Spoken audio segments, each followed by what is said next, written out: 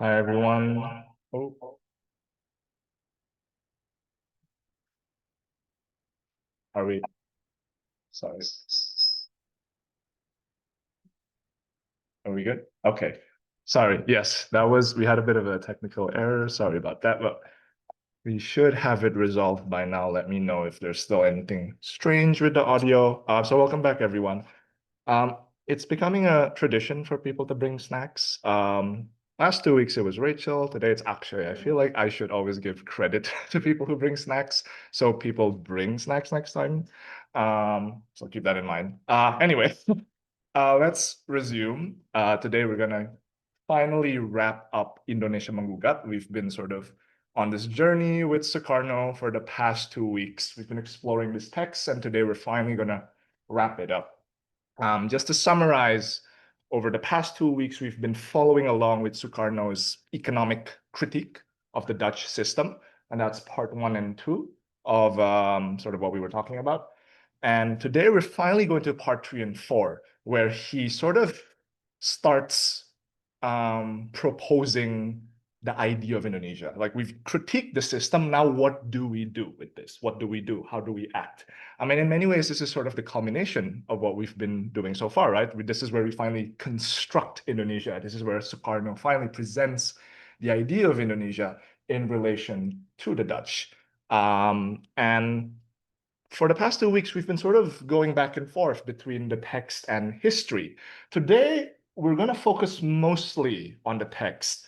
So it's going to be sort of reminiscent of our second class, where we were talking about Pram and Mararusli. So literally just reading stuff off the slides, and we're going to be talking about that. So let's just dive right in. A bit of a sort of a disclaimer. Today, I'm going to be referring to multiple texts. They're all written by Sukarno. And I have these abbreviations on the right. And that's just to show you, that's how I'm going to mark which text I'm referring to. So for example, this slide, I am, that means I'm talking about Indonesia Menggugat. I'm just doing that because we'll be going back and forth between all of these different texts. Okay, let's pick off where we left off last week, right? Again, we've just finished an exposition of the VOC system, of Kulturstelsel, and of the liberal period. And it ends with sort of Sukarno's assertion that we get nothing from the Dutch. Economic development, absolutely not. This is a purely extractive system. Healthcare, no, we're still dying at the mortality rate. I think yesterday was 20%. Even so-called free speech, we're not getting any of that. You're jailing everyone left and right. So what do we get? And that's sort of where we left off, right? This position where now that we don't get any benefits from the system, how do we act? How do we respond accordingly? And I want to go back to this slide that we talked about a few weeks ago, where we saw around this period from the 1900s to the 30s, Indonesians called this kebangkitan nasional, right? You had this explosion in modern political organizations, a lot of them oppositional to the Dutch. You had Sarekat Islam, which was occasionally non-cooperative, and you had, most importantly, the Communist Party, PKI, which was really the most directly confrontational of all of these organizations against the Dutch. And that's where Sukarno starts his final half of Indonesia Menggugat. He talks about how, again, he doesn't start with any political party. He doesn't start with any political philosophy. He characterizes this as a natural response. You've given us nothing. You've left us in a horrible position. And so obviously you're going to have Sarekat Islam. You're going to have the Communist Party. Why? Because people don't like being crushed. People don't like being oppressed. Every creature, every community, every people must eventually rise up, must eventually awaken if it feels itself oppressed. Even a worm will do the same thing. So again, it's just a natural human response. The fact that Indonesia is rising up, the fact that you have the Indisch party, that you have the Communist Party, it's a normal human reaction against oppression. And again, Sukarno really hammers home the point. that this is universal, that this desire to sort of break free of sort of cruel, tyrannical rule is universal. And it's interesting here because he links it to all sorts of historical movements. The Indonesian movement, it's the same as the movement led by Jesus and the Christians. That's what he says here. It's the same even as the Dutch themselves, the Dutch who fought for independence against the Spanish.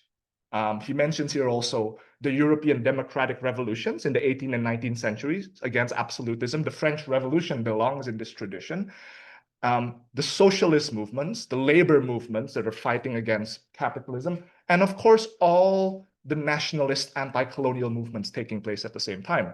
The Egyptian People's Movement, Gandhi and Tilak in India, the struggle against the Manchus in China, all of these movements, the Indonesian movement is just a part of that tradition, is just a part of that natural human desire to not want to be oppressed, essentially. So again, it's interesting. He's this strong universalizing tendency. In spite of the universal traits of this reaction, of this movement, in Indonesia, it's being expressed by a very specific dialect. And I'm going to read the highlighted line here, right? Why do the people fervently believe and await for the arrival of the Ratu Adil, the prophecies of the Prabu Jayabaya?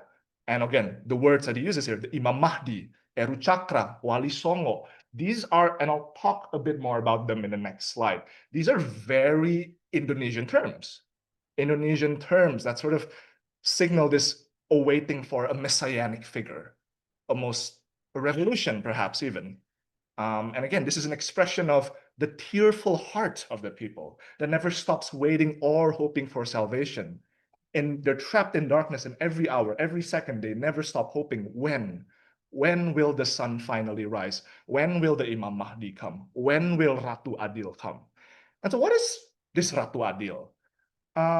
Again, it's sort of, there's the Jongko Joyoboyo. It's a series of prophecies in the 12th century by Joyoboyo himself, who's this Javanese king. And he talks about the arrival of the messianic Ratu Adil.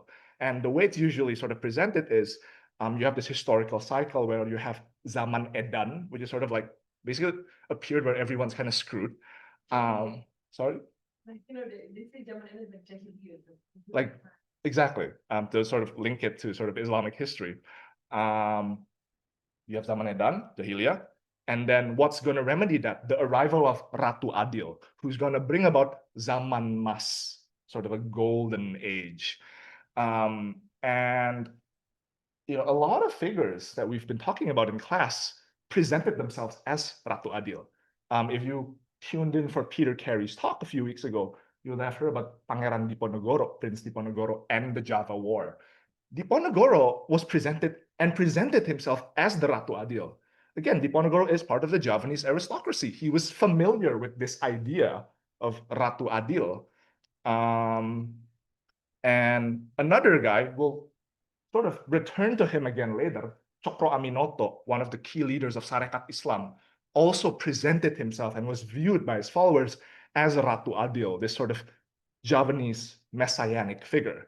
And spoiler alert, Sukarno is keyed into this as well. He's talking about all of this, and that's how Sukarno is going to somewhat try to present himself as well throughout this period.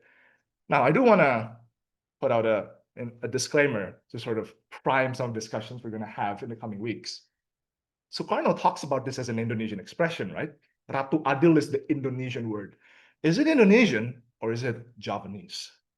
And that's sort of one of the debates that often happens in Indonesia, right? This is a very Javanese concept, but it's presented as an Indonesian concept. And again, the Javanese are but one of the many, many ethnic groups. They're the most numerous. They have the most political weight, occasionally, for the most part. But again, they're not all Indonesians. So I want you guys to flag that, because this is a theme we're going to be coming back to a lot. Okay, so you have this expression, this desire to emancipate. Sukarno goes one step further. He calls this an irresistible tide of history because it emerges organically from humans' natural desire to escape oppression, you can't stop it. People want to survive. You can't stop it. The sleeping giant in Indonesia had once lain lifeless and unconscious, and now this giant stands up straight and prepares its strength. Every pummel, every time it seeks for respite, it eventually stands back upright. It possesses this secret power, a kind of vitality, and it grows a following increasingly uncountable in size. You can't stop this juggernaut.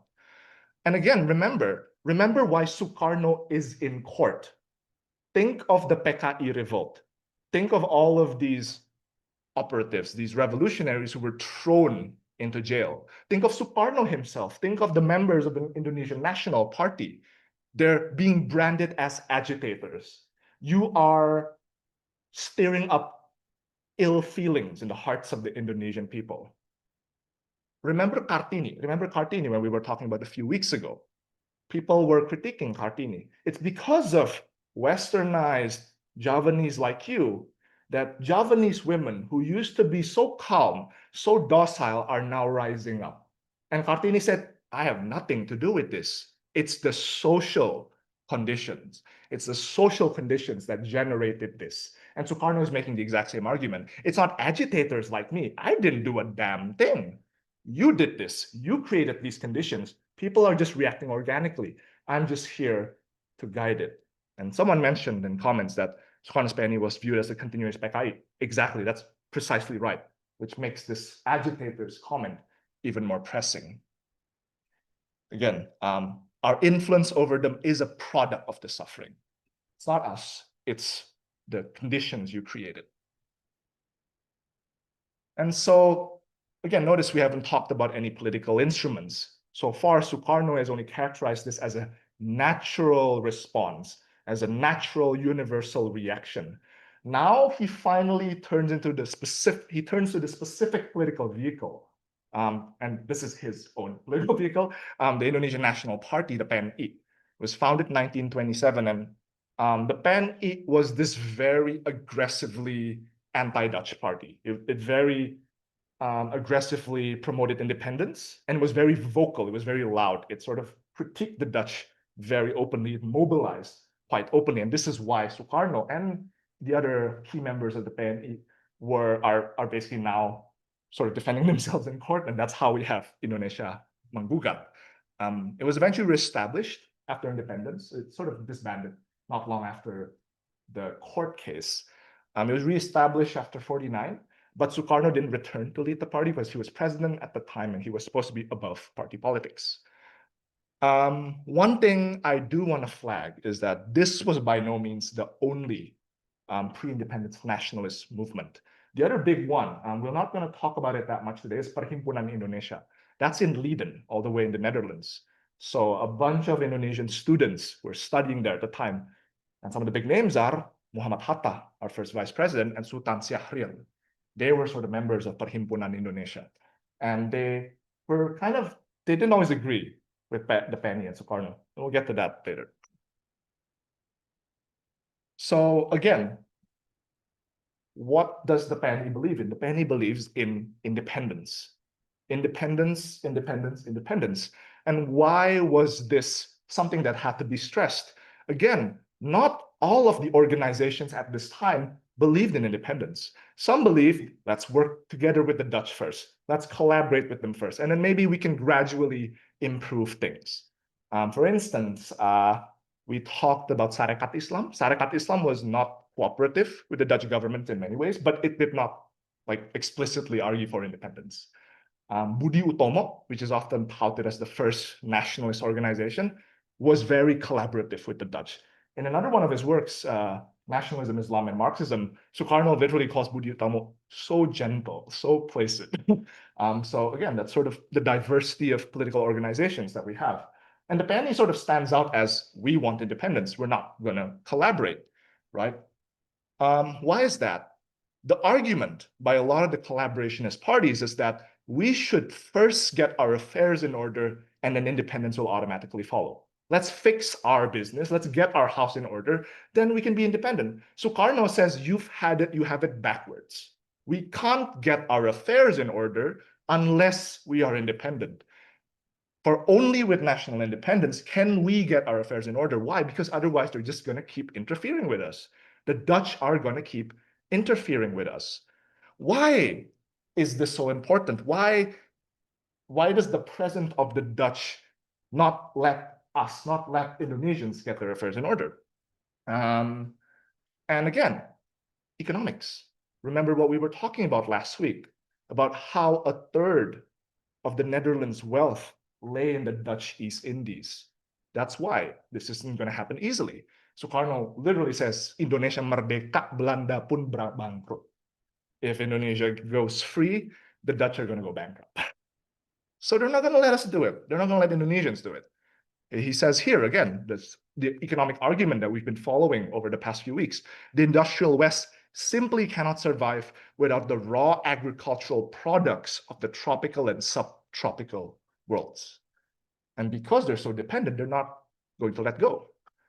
Does this not mean that to voluntarily grant independence to the East is akin to committing suicide for the West? And so if you keep hoping that they're going to let us be independent, you're blindfolding yourself. The penny refuses to close its eyes, refuses to live in a fantasy, refuses to daydream. The penny is fully awake. So how do you achieve independence?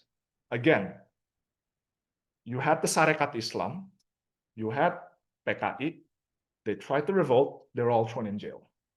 They were thrown to Bovendigul, the concentration camp all the way in Papua. So how do you do this? Now, this is an interesting illustration because it really shows that nationalist movements all around this period were learning from each other. And the one referred to here is India. The specific tactic that was being discussed here is Swadeshi, economic boycott by the Indian nationalist movement, essentially. And there was this debate in Indonesia. Why don't we just emulate India? Why don't we deploy economic warfare? Why don't we boycott Dutch goods? Why don't we conduct economic warfare? And this is what Sukarno has to say. We cannot emulate India. We cannot implement Swadeshi. We cannot rely on a national bourgeois because no such national bourgeois exists in Indonesia. That's an interesting claim. India has a native economic base. We don't. That's essentially what Sukarno is saying. And I'll get into that in the next slide. For now, let's sort of move on with this. Again, if you can't rely on the bourgeois, who do you rely on? Well, we must seek strength amongst the Kang Kromos and the Kang Marhens. And Kang is sort of this, it's like sort of like a casualish honorific for big brother. So Sukarno is trying to be colloquial here. But I want to turn our attention to Kromo and Marhen. Kromo is sort of, how do I say this? Kromo is sort of the Javanese term for like an ordinary man, your average Joe. So like your basic standard ordinary Indonesian. Marhen is a term that Sukarno himself coined. He was traveling through West Java and he met this poor farmer named Marhen. And so Sukarno uses Kromo and Marhen as basically like symbolic placeholders for your average Indonesian, your average Joe. And so Sukarno says, because we can't rely on a national bourgeois, we have to rely on the Kang Kromos and the Kang Marhens. What's the implication? They don't have the economic weight of the national bourgeois the way the Indian national bourgeois has. And again, we'll get into that in the next slide. So what happened? Why doesn't Indonesia have this sort of national bourgeois? Why must they rely on the Kromos and the Marhens? Because Dutch imperialism is uniquely economically extractive in Sukarno's analysis. Imperialism in Indonesia has seized and decimated every large business of our people, root and stem, has obstructed and made it such that no Indonesian craft or industry or enterprise can survive. Again, remember the monopoly that we were talking about, the monopolistic practices, the sheer brutality of Coulter Celso. These conditions made it such that no indigenous economic or mercantile social bloc could emerge in Indonesia. The Indonesians have no capital base at all, had no economic base at all. What do we have? All that survives are petty trading, petty shipping, petty craft, or everything is small. Everything is small. Everything is insignificant. Everything cannot compare to the large capital that we see in other countries. And again, the language is even more striking in Indonesia. Segala hal kecil, pergaulan hidup kecil, pergaulan hidup kekromoan dan kemarhenan. Everything is kromo and marhen, small, bereft of economic power. And I just want to note that this isn't an idea that's entirely original to Sukarno. He's giving this speech in 1930. In 1925, Tan Malaka, the agent of the Comintern, makes a very similar argument. He writes how he makes essentially the same argument that Dutch imperialism has sapped Indonesian enterprise, Indonesian economic sort of and of economic strength of all of its power. And so now you were left with this it's bereft of an economic base. It's essentially the same argument as Sukarno. Tan Malaka also says this is why we can't do what India does. That's why we can't win through economic means. We have to find another way. And so just to give credit where it's due. So what do you do? What do you do with a society that is essentially Promoist and Marhenist in character? So we need to engage in the politics that is essentially aligned with that. And to Sukarno, that means we can only win through the actions of Kang Kromo and Kang Marhen through a national mass action of the largest possible kind. It's mass mobilization. Kromo and Marhen have no economic power. What do they have? They have numbers. They're everywhere. The millions, most Indonesians are Kromos and Marhens. So the millions of ordinary Indonesians, yes, they don't have economic power, but they have mass power if you can organize them. And that's Sukarno's strategy, essentially, Sukarno and the PNIs. And note that that sort of plays very well with Sukarno's own strengths, right? He's a very charismatic orator. He can whip up these masses, right? He can sort of play into this role as Eru Cakra, as Ratu Adil. And he has his competition, and he mentions them here. He talks about Indonesian intellectuals who only limit themselves to a salon politics. They go to their cafes, they go to their rooms, and they discuss amongst themselves, and they complain amongst themselves, and they never go down to the masses. This is partly a dig at Perhimpunan Indonesia. Perhimpunan Indonesia, people like Sultan Syahrir, Muhammad Hatta, they had a very different strategy. In part because they believed that mass action would be severely repressed by the Dutch government. It was unrealistic. What do you do instead? You build a highly educated and politically cohesive cadre under this, like incognito, essentially, where you're less likely to be crushed by the Dutch government. So again, a strategy that was very different from Sukarno's, and that's essentially who Sukarno is responding to when he's talking about these intellectuals here. Or at least that's what I think. Okay. So again, we have to build a mass consciousness, a mass movement. That's what Sukarno believes. But he's also very specific that we have to build a particular kind of mass consciousness, not the kind of consciousness that's developed by the labor movement, that is directed at the proletarians of the industrial nations, because here it's a kind of class consciousness.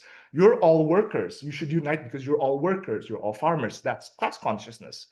Sukarno doesn't want to, that's not the kind of consciousness that Sukarno wants to build. What he wants to build is a national consciousness. And so you can already start to see how Sukarno might be in direct or indirect competition with, say, the Marxists, right? Again, it's sort of your basis of unity isn't your economic class. It's your historical experience as a conquered nation that desires emancipation. And let me hammer this point home a little bit here. These are just a bunch of examples of organizations around this period, and to show that none of them were animated by any significant kind of national consciousness. For example, the Indonesian Communist Party, the PKI, we've talked about them. It's a Marxist party. And so again, it started out as a mass movement that was based on class consciousness. Eventually, though, it started resembling a Javanese Abangan party, sort of a party of the Javanese peasantry instead. And so to an orthodox Marxist, the PKI would look very weird. where it's, sort of snuck in ideas of, again, Ratu Adil and sort of Javanese traditional ideas. And so it was sort of this weird hybrid. The Sarekat Islam is similar. It started out as this association of batik. Batik is sort of an Indonesian traditional like outfit, like a dress. And a bunch of batik traders were mostly indigenous batik traders were mostly Muslim. They associated and they formed Sarekat Islam. And so it was sort of one of the glues was Islam itself. But similarly to the PKI, once it actually developed a mass movement, that portion was kind of diluted. And again, what did it revert to? Javanese popular traditional ideas of messianism. We're starting to see a similar theme here, and we're going to explore this a bit more. This is why in the next module, we're going to have to talk about indigenous philosophies first. Because notice how you have Islam, you have Marxism. The moment they enter popular currency, the popular society, they have to fuse, they have to merge with the pre-existing ideas, in this case, Javanese traditionalism. And here is sort of an exemplar of that, the Pakempalan Kaulan Ngayogyakarta. It was founded by a member of the Yogyakartan court, a member of the Keraton. And again, it was based entirely on Javanese traditionalism. So again, all of these were mass organizations in some ways or another, but none of them were founded on an explicitly nationalistic character. And sort of to tie back the Dutch into this.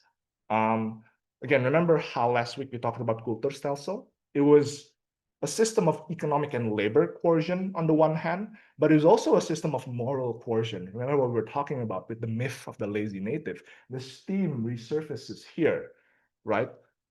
Why? And I'll just let Sukarno speak for himself. A conquered people cannot find its own voice. It cannot have its own personality because it is stamped everywhere with the mark of imperialism. The greatest and most disastrous danger is a system that relentlessly and unceasingly injects into the people this poisonous belief that you are a dumb inlander. You are doomed if we don't guide you. Again, it's the myth of the lazy native. You're lazy, you're incompetent, you're incapable. You need us to guide you, otherwise you're screwed. And why is this poisonous? Karena kita lama-lama makan. We eventually buy this belief. We eventually eat this injection.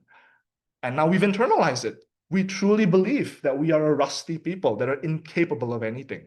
We have lost all confidence in our own capabilities. We have lost all sense of gallantry, lost all sense of self-confidence and heroism. And that sort of brings us to Sukarno's nationalism. If we start from this point where you posit Indonesia as a people has a history, has a sense of identity, and that sense of identity has been completely obliterated, has been completely suppressed, muffled by the Dutch. What do? You bring it back up. That's sort of what Sukarno sees his job as being, and that's why he's sort of so centered on nationalism. Let's revive this spirit. Let's stop this internalization. Let's believe in ourselves again, essentially. So that's what we're gonna pivot to. Before we do that, again, I just wanna recap everything we just talked about. So make sure we're not lost. So again, picking up from last week, the Dutch system is incredibly severe, it's incredibly oppressive, and so it creates this natural tendency to seek for emancipation. It's a universal tendency, it's very human, but here it's expressed in like an Indonesian font. Sukarno and the PNI become a vehicle for harnessing this tendency towards independence. And this independence must focus on mass movements, right? Because again, we don't have a bourgeois. But this mass consciousness is not going to be a class consciousness. It's not going to be a religious consciousness. It's going to be a national consciousness. And that's what we're going to spend the rest of the day talking about. Indonesian nationalism, the idea of Indonesia itself. What is it? This is constructing Indonesia, essentially. So we're going to explore this through Pancasila, and Indonesians are going to be familiar with this. It's the closest thing we have to a national ideology. And Indonesia, I mean, most countries love symbols. Indonesians are no exception to that. This is sort of the symbol for Pancasila. You have the Garuda here. It's like this mythical bird. And here you have the shield with these 5 symbols, and each of these symbols represent the 5 principles. So Pancasila itself, it means 5 principles. Pancha, 5 sila principles. Initially, it was proposed to be Pancha Dharma, the 5 obligations. But Sukarno is like, this is not an obligation. This is just who we are. So sila, less coercive than Dharma. So a bit of a national motto, Bhinneka Tunggal Ika. The easiest translation is unity and diversity. And that sort of gets to where we're gonna, that injects part of like what we're gonna be talking about as well. Again, Indonesia is a state of remarkable religious diversity, ethnic diversity. How do you bind that together? And the Pancasila itself is often, it's sometimes critiqued as being too vague. As we're gonna see, it's this melange, it's this mix of all of these different ideologies, these different belief systems. And sometimes it's critiqued as being vague. It doesn't really mean a damn thing.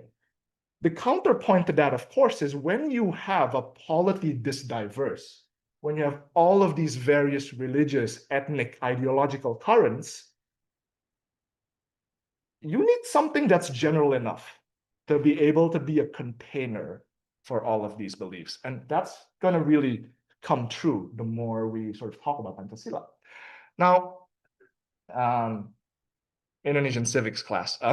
This is the version of Pancasila that most Indonesians are sort of familiar with.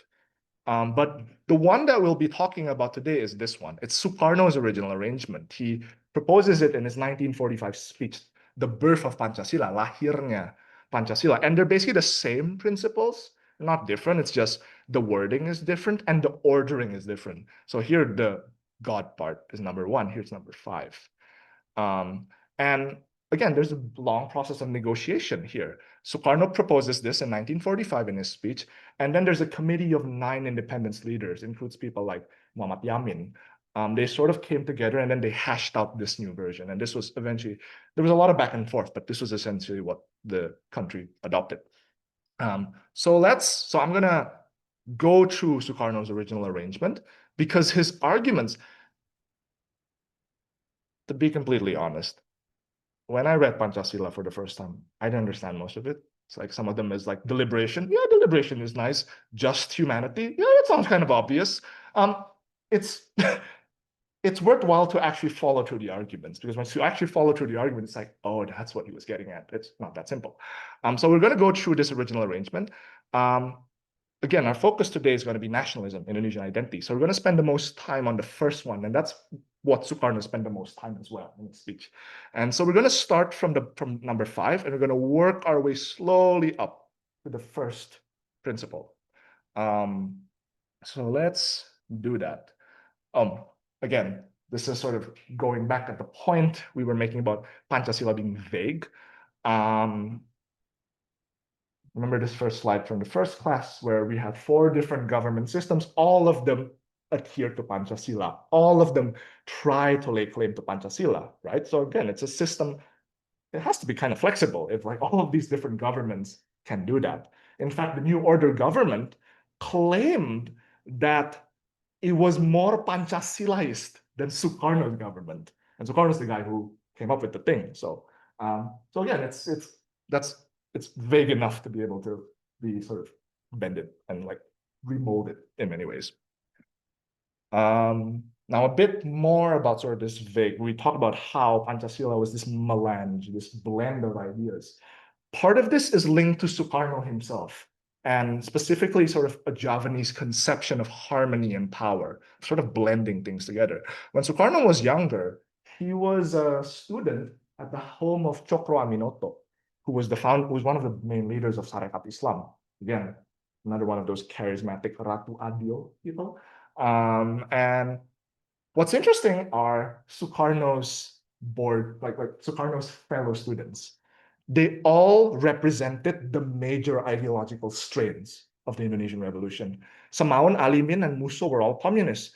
Kartosuwiryo would found Darul Islam, an Islamist state in West Java. He's an Islamist.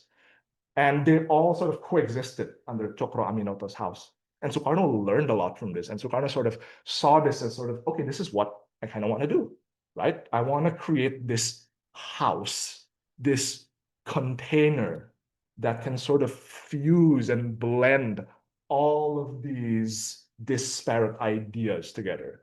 Now, again, the jury is out whether he was ultimately successful, but that was sort of the plan. So let's start with the fifth principle. Again, Sukarno goes straight out and says, we are not an irreligious people. Indonesians are a God-fearing people. We're not going to have a separation of church and state. This is going to be a theistic country. It's imprinted in the Indonesian spirit, in the Indonesian soul. The Indonesian soul is inherently religious. But he also says that every Indonesian has a right to their own God.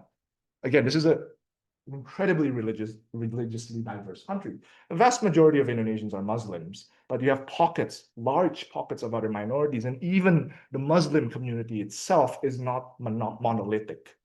And so that's sort of the motivation here, that you want a kind of pluralistic theism. You want a sort of a country that is God-fearing, but where everyone can worship their God freely. And this was sort of contended in the creation of Pancasila as well. Sukarno just says godliness, and then once the Committee of Nine met, they changed it to belief in one God with the obligation for its Muslim adherents to carry out Sharia law. So again, there's a stipulation specifically for Muslims. And again, as expected, this was hotly debated because the implication is like, oh, it's not just a godly character, it's a Muslim character. Indonesia has a Muslim Islamic character. And eventually, so this was dropped. And so it was just belief in one God. So you can kind of see how like Pancasila itself is a process of negotiation between these different interests and groups.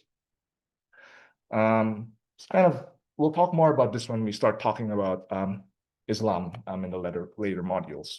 For now, I'm just going to scoot over. Next one, social welfare. This is in the keadilan sosial for like today's Pancasila.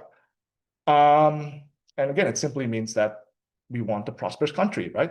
For all Indonesians, there shall be no poverty within a free Indonesia. Do we want an Indonesia where the capitalists reign over us all, or where everyone is prosperous? Where it gets interesting is when Sukarno starts quoting Jean Jaurès, who's a social democratic labor leader in France. And he says, he's talking about a democratic system, standard liberal democracy in Europe. In a democratic parliament, everyone has the same rights.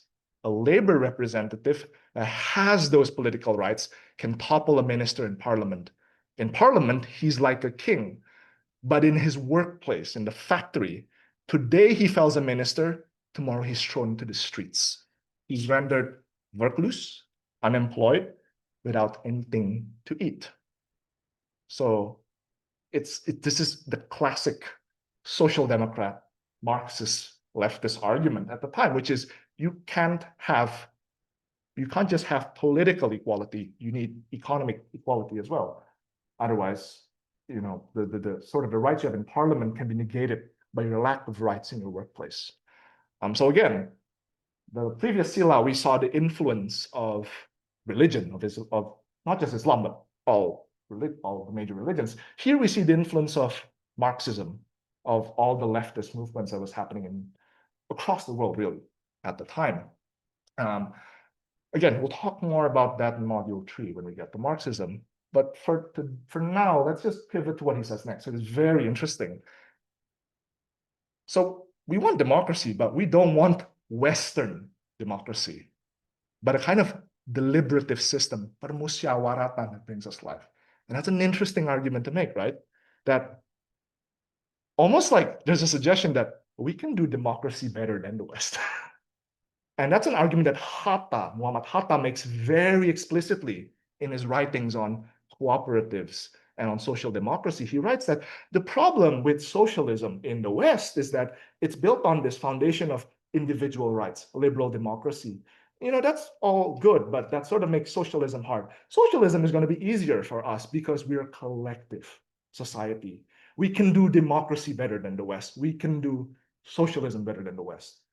And that's the strain that I kind of want to call attention to, this idea that like we can do the West better than the West, almost. It's an interesting idea, and it's one that is sort of often forgotten in the historical discussions that we have. And again, he links that to Indonesia's specific historical and cultural DNA. Ratu Adil, it comes up again. What else do Indonesians mean when they say Ratu Adil? Ratu Adil is nothing more than social justice. It's in our DNA. And that brings us to the next point. And again, which is sort of the principle of a kind of democracy that is founded on consensus and deliberation, the musyawarah dan mufakat. And this is the part that sort of one of the sort of the silas that confused me a lot when I was younger. But here, it's not just deliberation, it's not just consensus, it's a very specifically Indonesian way of doing things. That's the punchline here.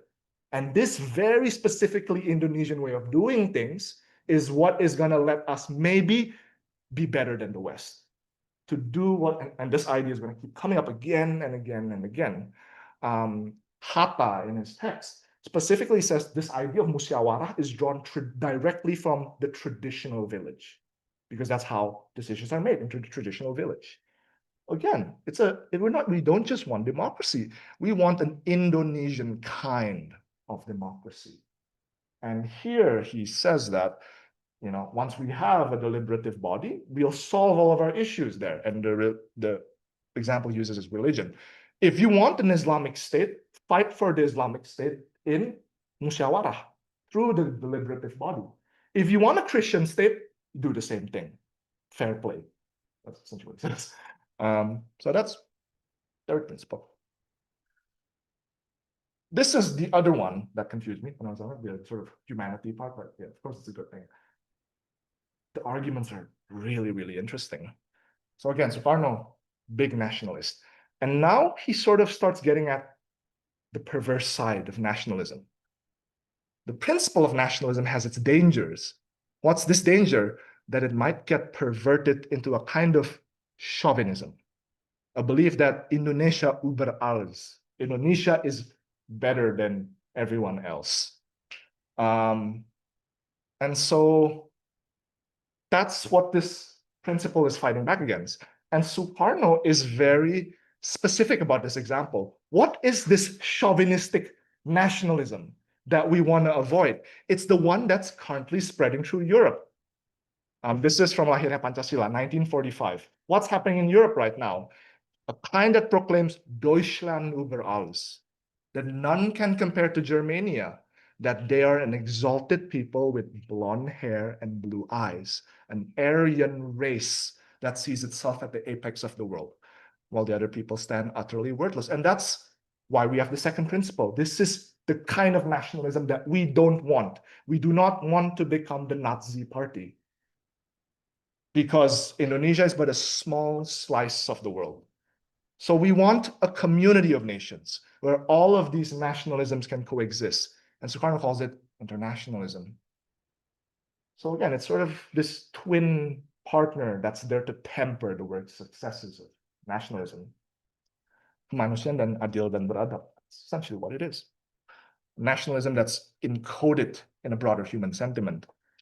And I want to sort of go on a small tangent that Sukarno doesn't just talk about a broader, sort of like a global humanism. He does talk about that's part of the internationalism, but he also identifies something that he calls the spirit of Asia. And so not just communion, not just internationalism with everyone in the world, but also like sort of like a second order degree of connection with Asians, with other Asians. And he links this again to Indonesian nationalism. Even though outwardly defeated and submissive, the spirit of Asia is eternal. The spirit of Asia is alive like an inextinguishable flame. It is the realization of this tragedy that has now become the inner spirit of the people's movement in Indonesia. The Indonesian nationalist movement draws strength from the broader Asian nationalist movement. It's not just Indonesia that's waking up. All of Asia is waking up. And they're discovering a kind of commonality. And remember, the themes about we can do the West better, it comes up again here. But not just Indonesia can do the West better, Asians can do the West better. Sort of, today we have a lot of this talk about Asian values. This is kind of getting a similar thing. Again, he says here that Western nationalism is not the best kind of nationalism, essentially, right? Because Western nationalism, European nationalism, is an aggressive nationalism, a nationalism that only pursues its own selfish interest, a commercial nationalism obsessed with profit and loss, right? And he's talking about what's happening this is in nationalism. This is 1926, so not yet World War II. So he's talking about all the imperialist sort of conquests of the European world, which he links to European nationalism. Eastern nationalism, on the other hand, is a feeling of love for humanity and his fellow men. And so again, he draws this contrast, right? That there's a more humanistic Asian, Eastern spirit that is to be contrasted with Western nationalism. And it's not just Sukarno that's saying this. Gandhi is saying the same thing. Gandhi mentions how you have all of these great people from the East, Zoroaster, Buddha, Jesus, Moses, Muhammad. And he says that, see, Jesus came from the East. Christianity became disfigured when it went to the West. What I want you to understand is, again, the message of Asia. It is not to be learned through Western spectacles or by imitating the atom bomb. If you want to give a message to the West, it must be the message of love and the message of truth. Again, it's this juxtaposition. There's a more humanistic Eastern spirit juxtaposed to like this conquest-obsessed Western spirit. Sun Yat-sen, the major figure of Chinese nationalism against the Manchus, says a very similar thing. Oriental civilization, the East is the rule of right.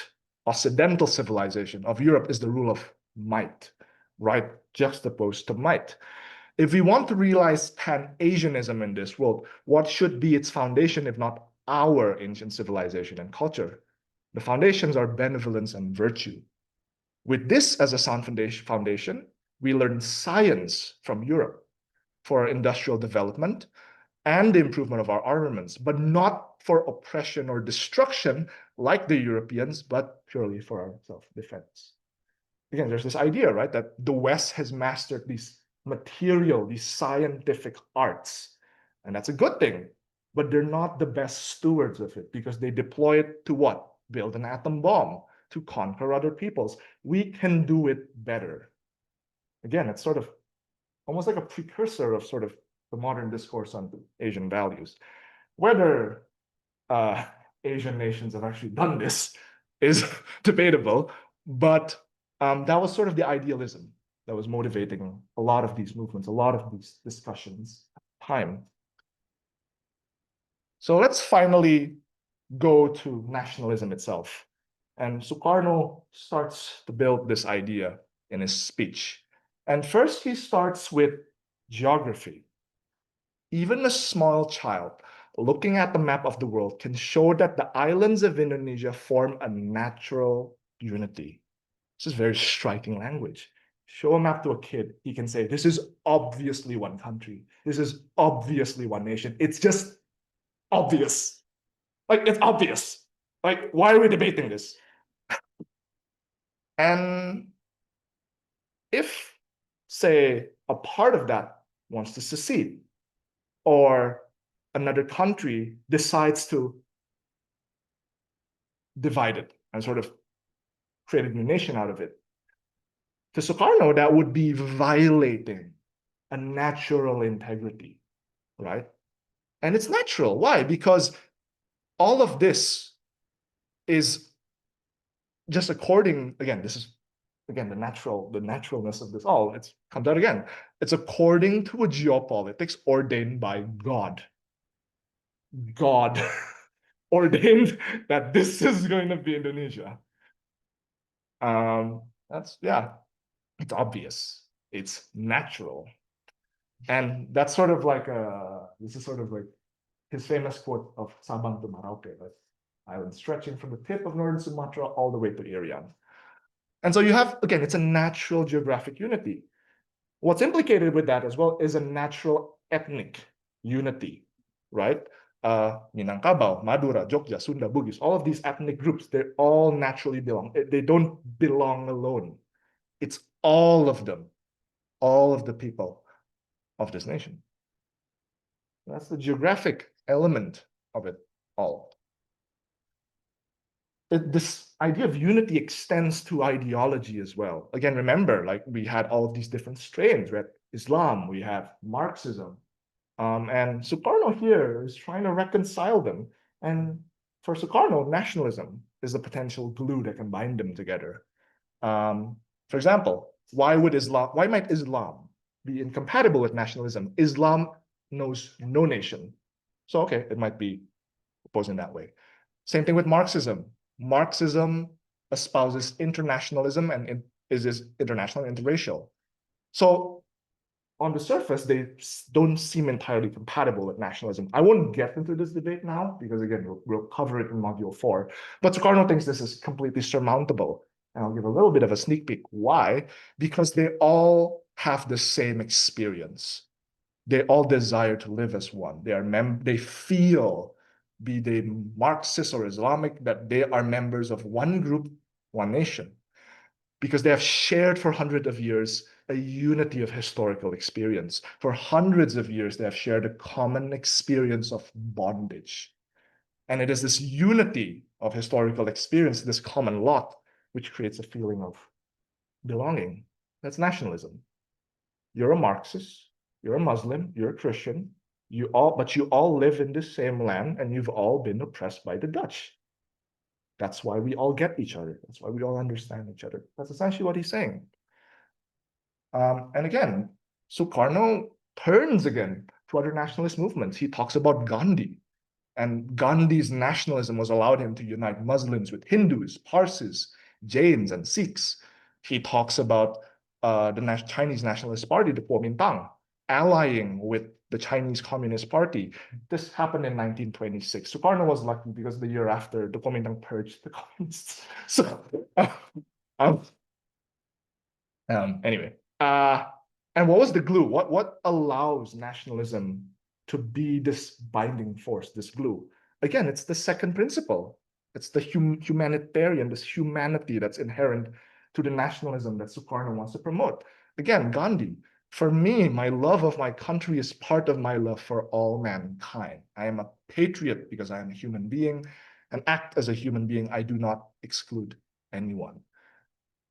As an Indian nationalist, I can unite with Muslims, Hindus, Parsis, Jains, and Sikhs because I can see in all of them a common humanity.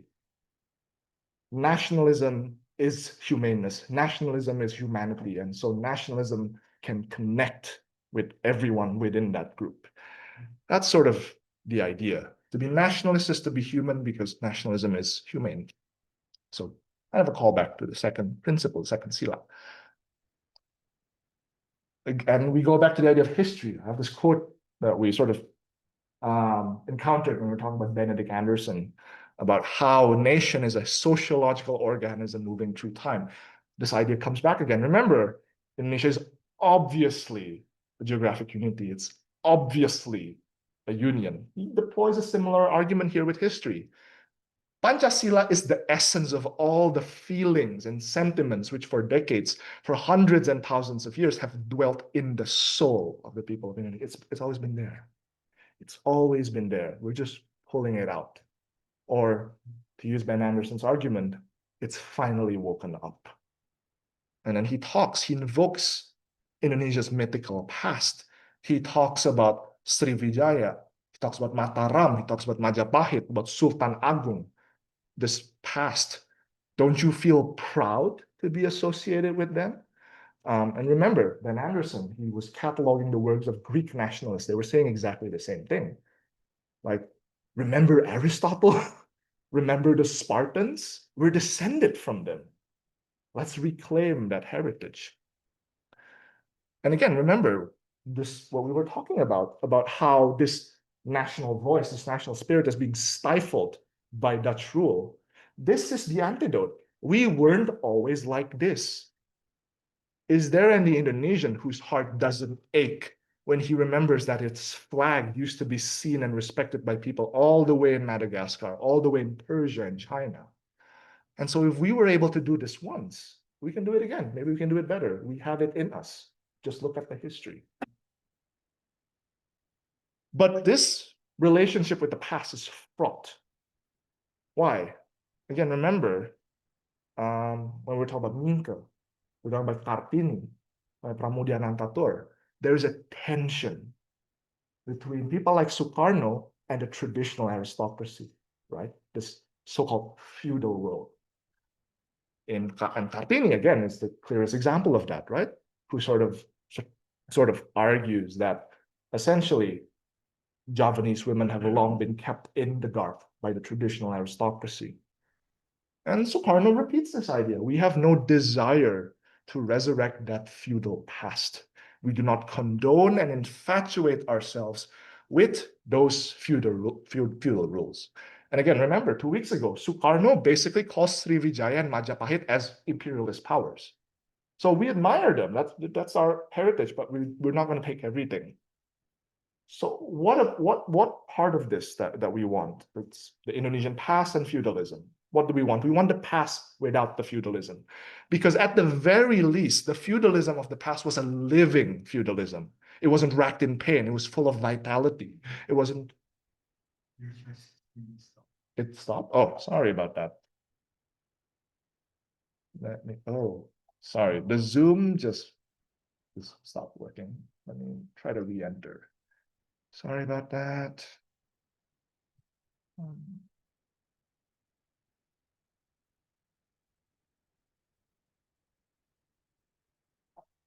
Okay. Perfect. Sorry about that. Let me just come back.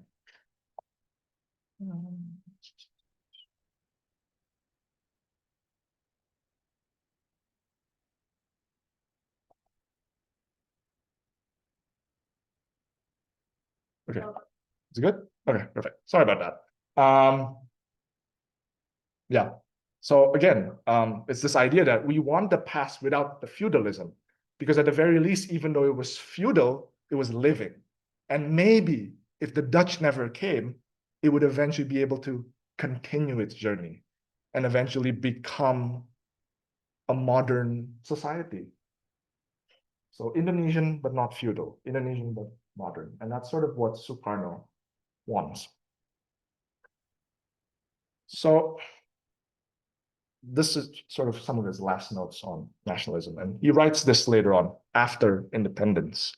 I could not find an Indonesian version of this. I was kind of intimidated to sort of translate this into Indonesian. So I just kept the English.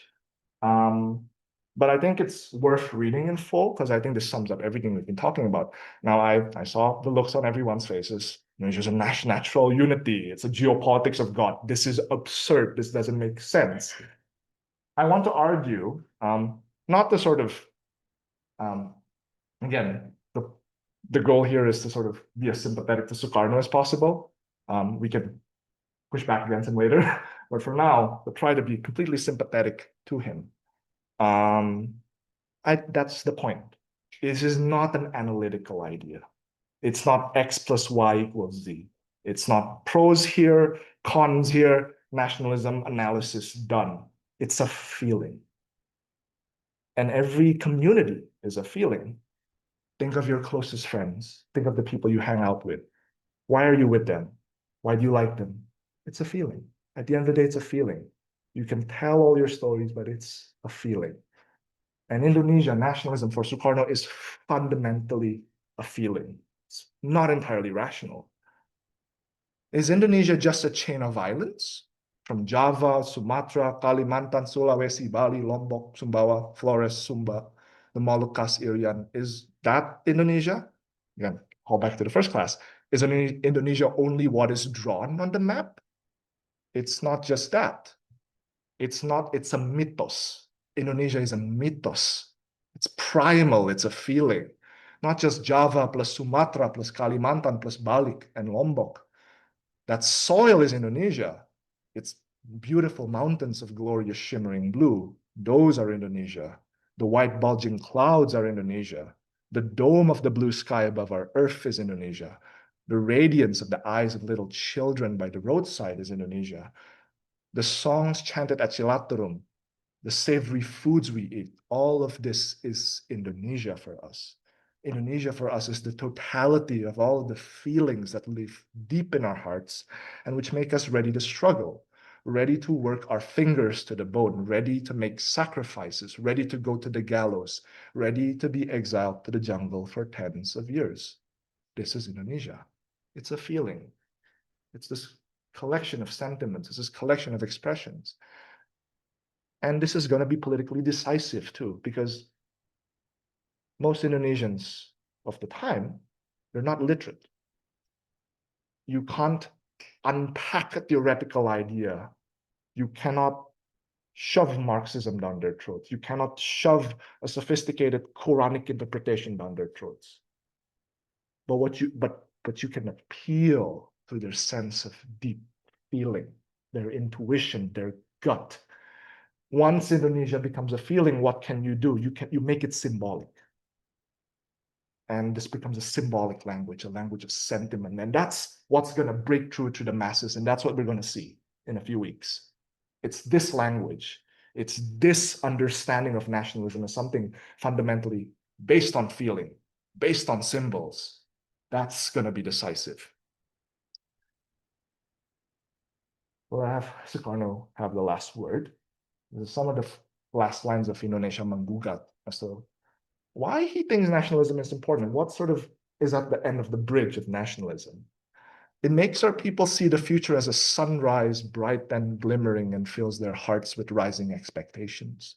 No longer does the future seem like a pitch black night, and no longer are their hearts filled with suspicion and resentment. Such a nationalism will make our people willing and happy to undergo any sacrifice to secure that beautiful future which has raised our desires. In short, with this nationalism, our people will have a soul. We'll live, will no longer be like corpses as they are now. It brings to life the people's awareness of their glorious past, their dark ages, and the promise of a brightly beckoning future. And that's what's at stake for Sukarno, the promise of a brightly beckoning future. That's the promise of nationalism. Was it realized? Well, we'll see in the discussion session, but that's sort of where we're going to leave Sukarno for the moment. I want to make a final note. So far, this class is kind of what we've been building to over the past few weeks, right? Constructing this idea of Indonesia. But in this construction, we can already sense a bunch of tensions within this idea, right? Again, the tension between unity and particularism, right? Sukarno talk about how Indonesia is a natural geographic unity. But what about regional identities? What about ethnic identities? Is to be Indonesian, to be Javanese? All of these questions come in here. The tension between ideological vagueness and clarity, right? All of these ideological undercurrents that coexist under this banner of Indonesia. The vagueness and the clarity. The tension between the past and the future. Just as we reach back into the past to get a sense of nationhood, we also want to reject parts of that past. We don't want to accept all of it. There's a tension between tradition and modernity. And especially in a world where modernity is so often synonymous with the West. Are we trying to be modern or are we trying to be less like us? What does that mean? These are all the various questions that I hope we're able to come true, even through this moment of constructing Indonesia. Because this is essentially all we'll be focusing on for the rest of deconstructing Indonesia, actually. This is the deconstructing part of it all. To unpack and untangle all of these strands, all these tensions that we see inside. So that's it for today. I'm gonna a few logistical notes. I still have to read a few more books for next class. So I'm gonna take a break next week, try to get all of those done. And hopefully by the time we meet, that's going to be September, we're going to be relocating to Teachers College. So we're not going to be meeting here anymore. And the nice thing about Teachers College is one, the technology is better. I don't have to use my laptop as a microphone. I can actually just use their microphone. Also, you won't have to register guest access. You can just bring a government ID, sign in, and they'll let you in. So hopefully we'll be able to do that in 2 weeks. Thank you. So This has been off. really? Yeah, Shoot. when we did that, so they were saying that the video is off. Oh, I'm so sorry. Yeah, now it's back on. Sorry. Sorry about that. Sorry about that. Yeah. As always, Do you agree with the Yes. the definition of Asian nationalism and Western nationalism from Sukarno? the distinction, you mean? Yeah, distinction. And how do you see like Sukarno's definition of nationalism, like between two like the Pacific and Let me pull up. Nusantara? Let's see.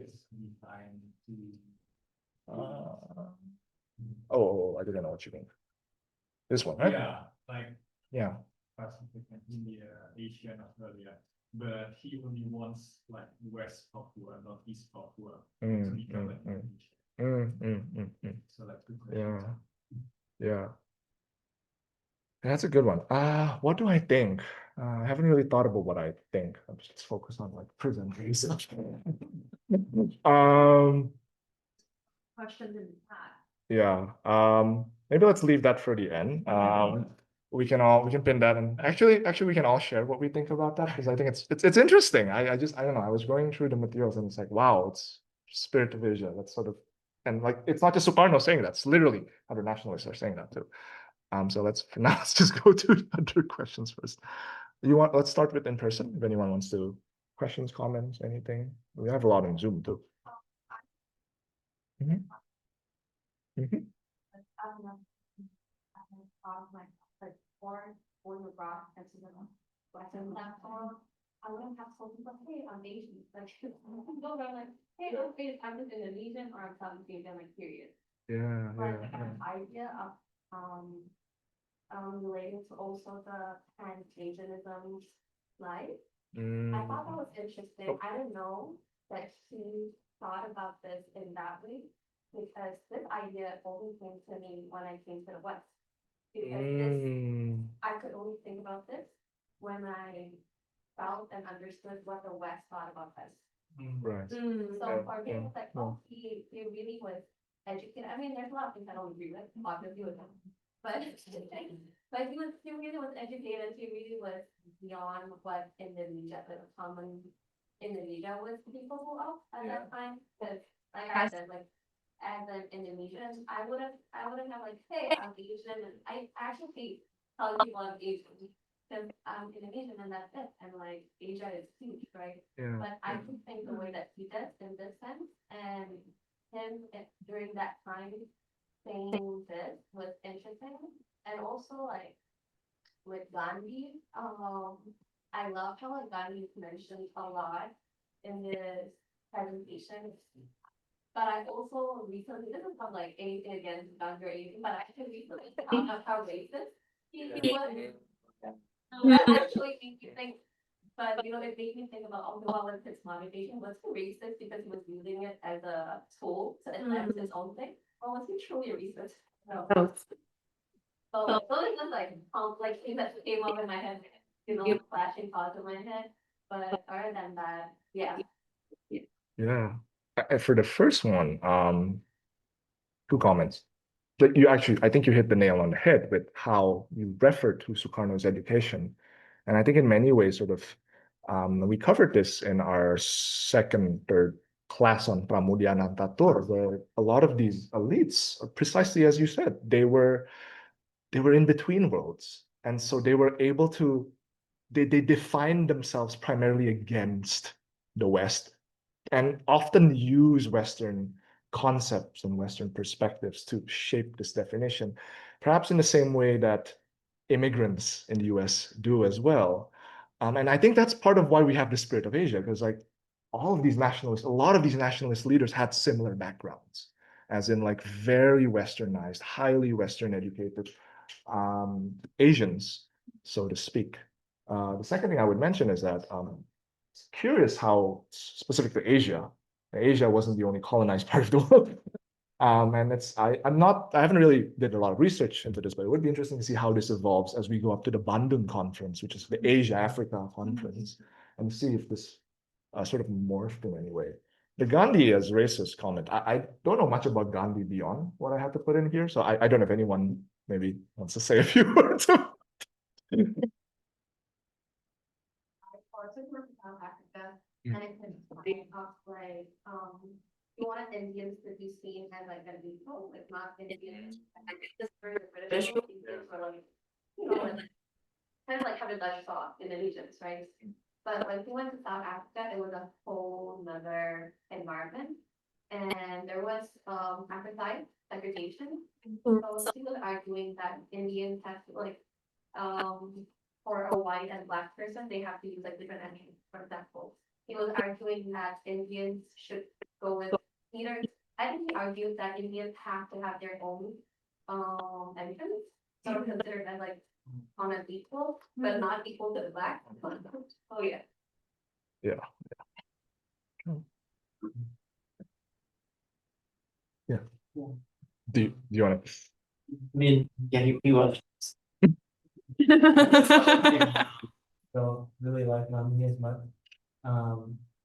But the other thing was at the time, the Europeans kind of shot themselves in the foot because with their kind of racist anthropological science, they determined that Indians had to be Aryan people.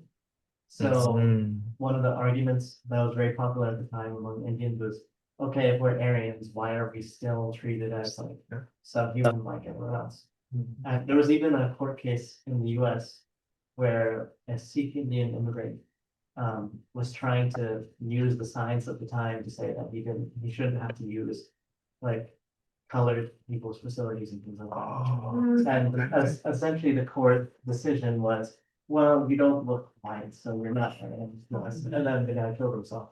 Oh shit.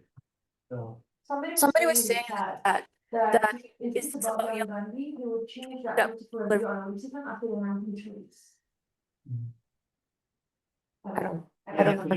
He was like, this is when he was like, I don't know, it could be like 1920s. Vicky was also saying that, yeah, I was feeling odd that we're focusing on the ideas that Sukarno proposed, bringing up or even mentioning when those ideas came up. Yeah, so we're trying to do this chronologically. That's why we haven't really talked about Bandung. That happens in the 50s.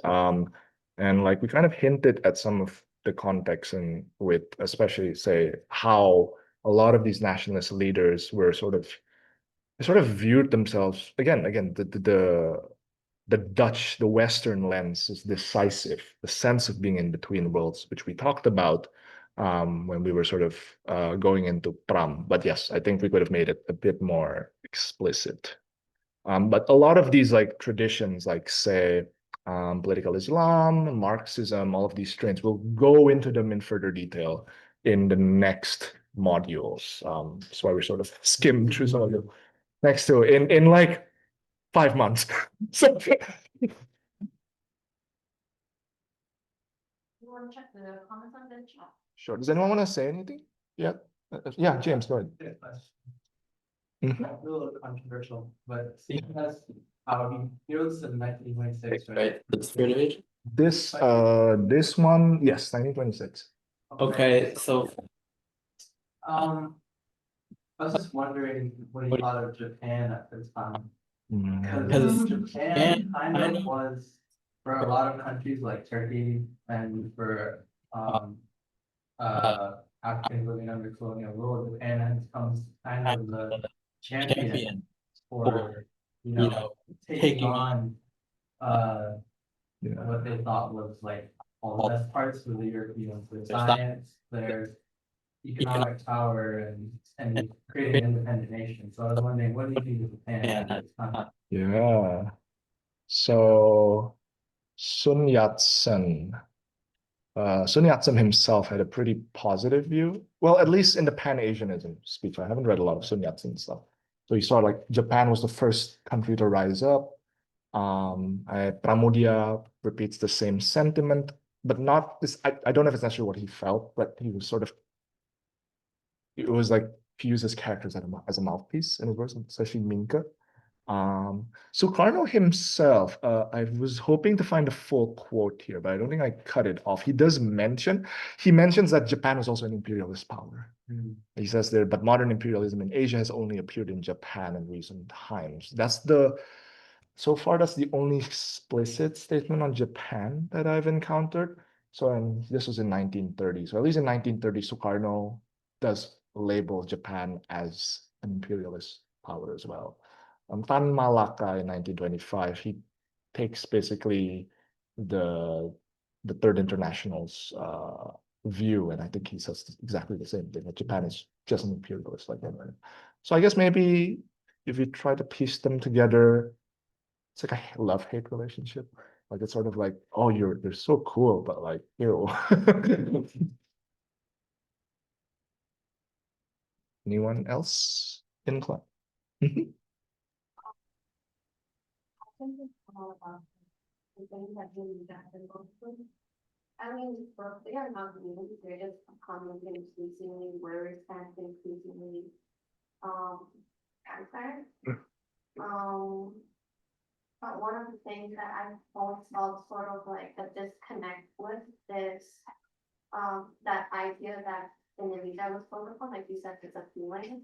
As a minority in Indonesia, I feel that strongly. My parents will do it, they went through a different time. I was born in 99. Yeah, That's yeah. a point for them. But that idea of like Indonesia as a feeling, I felt that as I grew older and I talked to a lot of people from different parts of Indonesia. Yes, it's only been what, 80 years? Since the founding of Indonesia?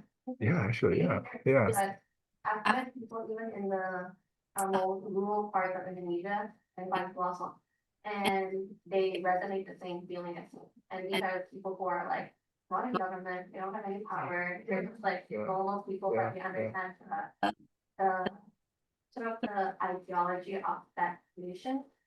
Yes, there are people who are like sort of against it, but they are against it because it's not legit, not because of the idea itself. Because whoever is governing right now is not implementing the idea. Yeah. We're not against the idea, we're not against it. If everything was good, if Indonesia is more equal, if there's not as much corruption, not as much discrimination and inequality, we wouldn't be like criticizing it. Yeah. So, but at the same time, because of what has been happening a lot in our society, especially with like young people, I see a lot of like what even is Indonesia, this is that, like basically deconstructing it, like our class doing, but not in a healthy way. And I just crisis step away. Yeah, it's kind of like balik ka sa young Glenda. And I'm like, but you don't want to go back to basically a lot of like netizens in Indonesia are saying maybe the colonization was better. Yeah, I'm like, I know, I understand why people are saying that as a sentiment, but no. Like, no. It's interesting how there's a chef before the comments was, oh, it would be better if the British was colonizing us instead of us. But like, it's still good that we're independent now, but now the comments became like, oh, it's better to just go back to the colonization in the first place. A lot of comments like that, like Kalimantan, for example, they're saying like, Malaysia, do you want to adopt us? And this is like among like netizens who are like younger generation, and that's making me feel concerned and sad. And I don't blame them because it's a real sentiment, like it's a real thing to feel. But I think there's also a lack of, which this is like an Indonesian white issue. There's a lack of knowledge why Indonesia became Indonesia and what colonization did to Indonesia. Most people have no like, we only knew that we were colonized for like an amount of time and then Japanese came, but we don't a lot of us don't know what they did, like what the Yeah. causes did and the extent of the oppression. We were not taught that in school. Yeah, I was thinking about it because last week we were talking about politic ethics and the ethic politics, and I remember how when I was in high school, and I was in a private Islamic school in high school, and they taught us about politic ethics, but they didn't talk to us about why it's there in the first place and how it's also very damaging. They just said that that's the gateway of how we gain our independence. This is like the first step. That's why. And then Mutatuli, Maxwell, there's a lot. It's weird how there's a lot of emphasis on Mutatuli, Max Havelaar. but not a lot on what what actual Indonesians were writing in terms of that.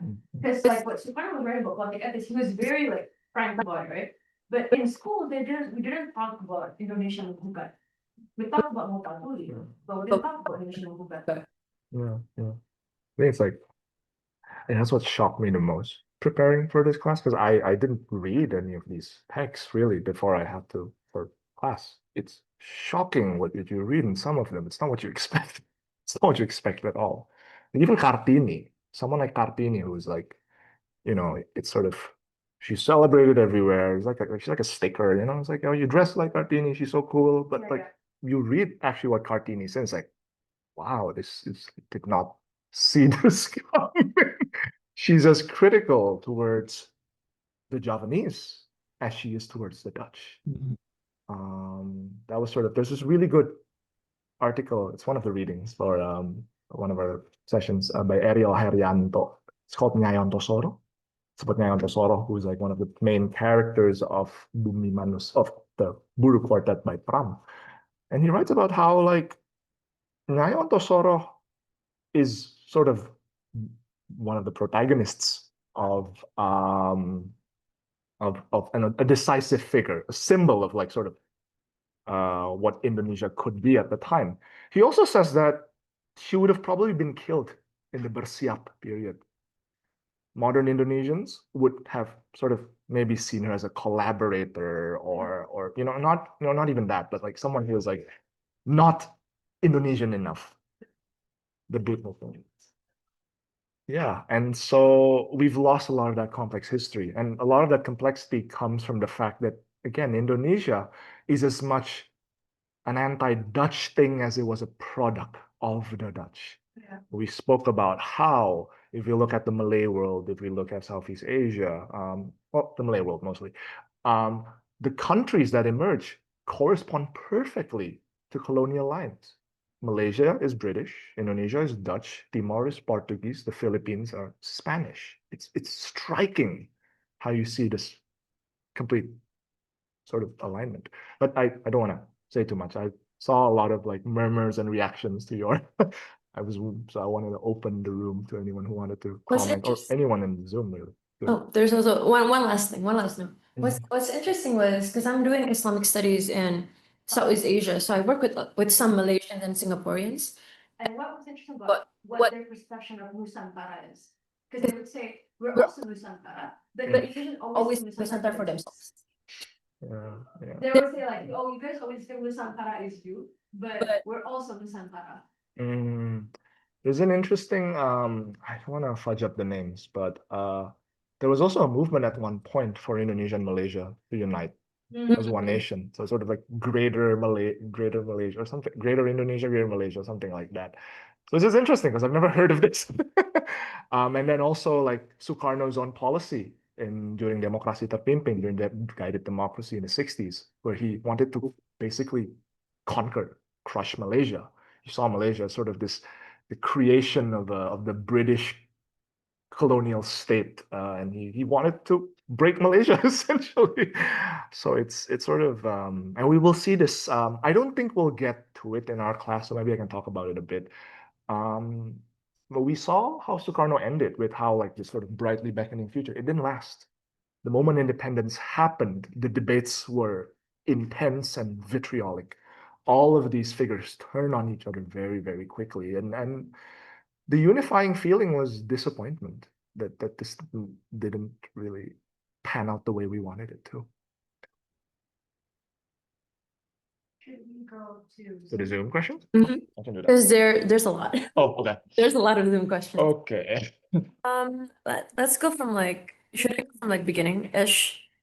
Wait, Somebody was I think you should asking, do it. Yeah, why I've lost the was history. Kusno convinced that the implementation of Ratu Adil would be by forming a party? Why not another way? I love how you just call Sukarno Kusno. Yeah, I also don't know This why, is actually. That's a good question. I don't know. I can only be speculative. Two reasons I can think of. The first was that it made sense for someone of Sukarno's abilities. Again, Sukarno is an excellent showman. He can just get on the radio, start talking, and people would start following him, much in the same way a charismatic messianic figure like Ratu Adil would. So it just worked for him in some sense. And Yeah, why? additional comment. Why didn't Shahrir Malaka and Hatta consider himself like And he was saying that. Yeah. this Paris? Yeah. How is it Related to Japanese anime? Yeah, I was just about to get to that. Yeah. Yeah, they were in Javanese. Ratu Adil is a very Javanese concept. I don't know why specifically. Syahrir and Hatta are sort of, I haven't gone too deeply into their texts, but in sort of the secondary literature I've read, Syahrir and Hatta were often characterized as elitists, who were sort of they were more intellectual, in the sense that they believed more in, again, building this cadre of highly trained political operatives rather than actually like mobilizing the masses in the way Sukarno did. And I don't know how much of it is cultural, how much of it is temperamental. It's probably a little bit of both. Yeah. There's another Mhm. question regarding Sukarno from Andreas Yusuf. Okay. Sukarno National was also attributed from English to party influence. notably Yeah, for sure. Cipto Mangunkusumo was Sukarno's second mentor after Cokroaminoto, and they were very, very close. So I wouldn't be surprised if there was some transmission from Cipto. He also commented, I mean, with the consistent theme of Chokro, Sukarno, and are exposed that in their imageries. I think it's because of Chokro's influence. It could be, yeah. Chokro is very Ratu Adili. Yeah, it's sort of again, I haven't like delved too deeply into the primary text and the history of Sarekat Islam, but in Riklef's History of Modern Indonesia, when he talks about Sarekat Islam, the way he characterizes it is that it ceased to be Islamic very quickly, because then it just became a vehicle, a mass vehicle for like Chokro's charisma, essentially. And it sort of developed a life of its own, where even though Chokro was one of the central figures, a lot of the movements that sort of came under Sarekat Islam didn't even like they all had their own logic. They didn't all, it wasn't like Chokro Aminoto was this central committee directing everything. His name spread, people were like, oh, this guy's cool, and then they did their own thing. And eventually was also infiltrated by communists. And so that sort of made things even more complicated. At some point, there was a split within Sarekat Islam itself. Sarekat Islam Putih, Sarekat Islam White, Sarekat Islam, and Sarekat Islam Merah, Red, which was the more Islamic side led by Agus Salim, and then you had the more communistic elements led by Samawun. So that just again, we'll get to that eventually, but it's like talking about communism. Somebody was commenting, Malik Shafiq. Interesting enough, Harto. Also used the idea of other beliefs that Islam rebellion. I didn't know that. That's an interesting point. And Yeah. she was talking about how it's not clear history, but but she's she's from from Tasikmalaya. And about Ratu Sugiono, she founded the DITAI in Tasikmalaya, and then it's basically used Arabic script languages, and there's these people following the attention of the Islam independence. Tasikmalaya became filled with Islamic symbols, flags, languages, and currency, all influenced Islamic law. There's one more question I missed that I accidentally said. Oh, not a question. When we were talking about Japan and their Asia, But it was Andreas was talking about Sukarno's writings on newspapers from 1938 after he moved to Bengkulu Bengkulu continued to criticize the Japanese. and you can Ah. find it either on audio or Pemandangan newspaper. Hmm. Yeah, we're gonna cover that a bit more in 2 weeks when we actually go into the War of Independence, when Japan actually conquers Indonesia. And you sort of have this division of labor between the Indonesian nationalist leaders. Sukarno and Hatta would collaborate actually with the Japanese, whereas Sultan Syahrir will lead sort of an underground resistance. And that sort of dynamic also becomes interesting. Japan is fascinating in the context of Indonesia because and again, someone mentioned how there's this historical amnesia and sort of like how Indonesians are all just weeps today. And sort of they have like kind of a positive view of Japan, that the Japanese occupation was one of the most brutal periods in Indonesian history, like exceptionally brutal and condensed within like a very short period of time. I think it was like just a couple of years. But at the same time, Indonesian independence would not be possible without Japan. And we'll see why that is in 2 weeks. I'm thinking about How there's always this type of narrative that's running around of like, oh, Dutch colonized us for 200 years, the Japanese only colonized us for 2 years, but the damage is equal. Like the damage that the Japanese did for that 2 years is equal to what the Dutch did for 200 years. Yeah. I didn't. I have a very good point, because that's what my parents say. Yes, that's also what my parents said. That generation have to use that for some reason. Okay. But I want to go social work, and we study a lot of Colonization decolonization and systemic injustice. I I think one of the things that and we don't haven't talked much about, more so not within like academics, but more so in general, is Islamic oppression. Dutch oppression changed the entire system. Changed like Yeah. everything, right? Yes. Yes. Yeah. Yes. That's kind of things that you can future like, oh no, that's too like that's awful. That's like what is it called? That's so cruel that it's like the final destination.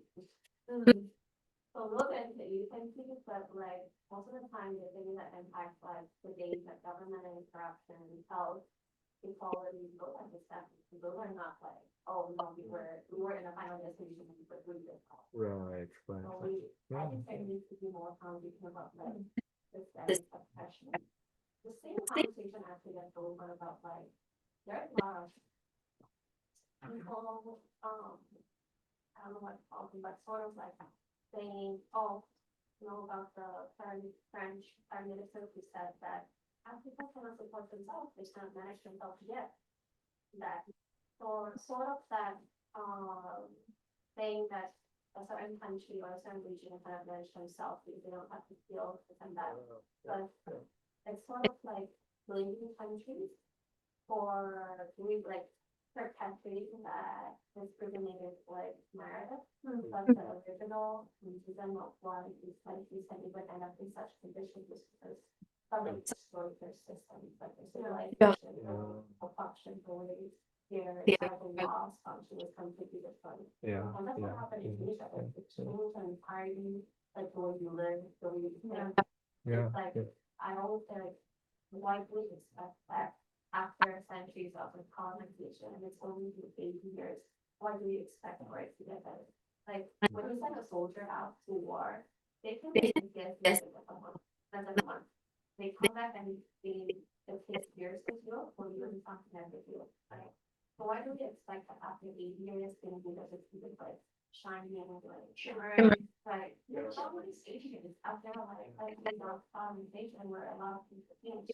And there has been enough conversation about what was before and what was changed and how do we revive that, how do we revive our systems and institutions. Yeah. I think it's because we keep comparing to our neighbors. In Singapore, did that by 50, they're a young nation. But again, it's very small and really is tough. Government, everything, you know, that software and Japan. But people often know all of these because even though they're so big. So I think that's the kind of, and I think it's legal per se, but it's like, sometimes feeling, oh, should be good. How do we do that? I think there's also a problem of not confronting that we were colonized, both culturally, like you were saying, but systematically. Because I remember in undergrad trying to find like a department of like decolonization or like post post-colonial stuff. And then I couldn't find it. It's just spread out, like the anthropology department is doing something, history is doing something, sociology is doing something, but there isn't like an actual one unified, right? And And then I keep I'm on thinking, thinking, like, like, for for example, example, like like we had a systematic, I don't know how to say it, because if I say it, I feel like it's incorrect, like a type of racism almost, right? Colorism, racism, it also exists in us.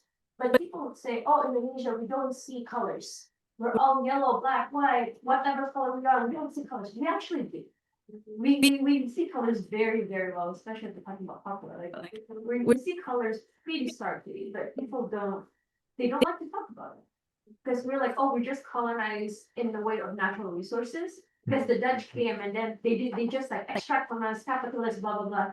But we didn't talk about how we were colonized culturally as well by the Dutch. In like you were saying, systematic. What systems? That's also, I was wondering earlier about like us learning history at school. We're always talking about, what happened, like dates. There's like a very, we didn't actually talk about like the sentiment kind of ideology people had. Maybe, I don't know, like, and I just think like, why did we do that? Like, I'm learning more here about like what people did, what they did.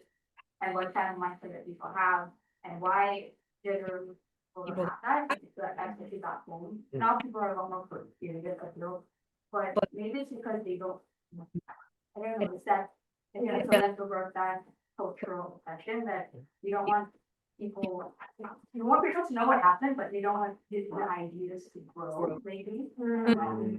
That's also what I'm number one questioning. Why don't we learn about not just what happened, but why it happened, and like, how we have to feel about something. People didn't talk about the clashes between the figures. It's always Like, oh, they're like basically all of us are united to one Indonesia. Bineka Tunggal Ika. Kind of like, Yeah. Yeah, they don't talk about how different, like literally every, like there was this, where was it? There was like this increase of interest and founding fathers figures in Twitter. I think it was like 2018, 2021. Like people were making like little like cartoon characters about them. And then Hatha and Sukarno was always being like you were saying, like this dynamic duo that had a banter going on. No. Yeah.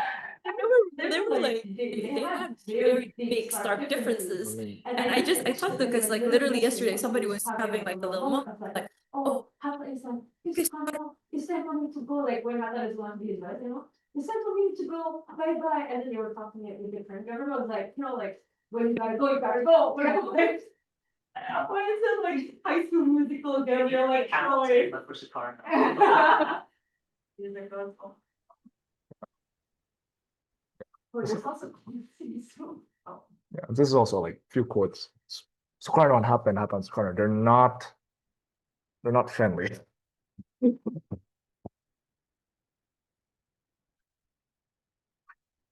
have a small question. Mhm. Earlier, there was quotes from Sukarno saying you can do democracy, battle must be democracy. Mhm. Was that just an idea, or was there specifics? We're like, oh, we're gonna build this part of the free system, we're gonna do it this way. Yeah. Sukarno, and that's part of Hatta's critique. Sukarno wasn't big on specifics. Hatta though, I haven't read a lot of his texts, but even like the few I've read, he's a bit more for him. Hatta's a social democrat, and for Hatta, a lot of it is centered on for Hatta. For Hatta, a lot of it was centered on cooperatives, on having like a cooperative economy that was centered on the village. I haven't read a lot of it, so I can't tell you more about it. But even like the few things I've read, like, oh, this guy actually has like not just concepts of a plan. The text, if you're interested in reading it, I haven't read the full paper. It's like the economic role of cooperatives. That's Hatta's text on it. It's there on Hati Trust. It's free. You can just download it. Yeah. Well, now that we're on here talking institution, I feel like,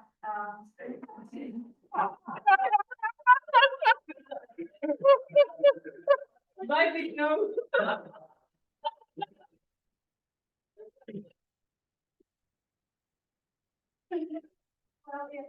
in some ways, here resembles Soekarno, like, where it's being internationally, it's like, hati-hati anak asing, Yeah. the idea of Vatican, like, standing over our own kids, something like that. Almost like he's trying to be Sukarno. Yeah. So, yeah, with where Indonesia is going over the next decade. Under this regime, maybe in relation to Sukarno's convention and whether it fits this standard of political situation. What do you think? Yeah. Do we pause this? We pause the recording.